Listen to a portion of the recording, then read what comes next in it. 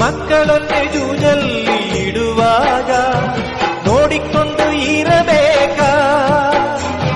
ಯುದ್ಧವನ್ನು ಗೆಲ್ಲೋಕೆ ಬಲ್ಲವನು ಕೈಗಟ್ಟಿ ಕೂರಬೇಕಾ?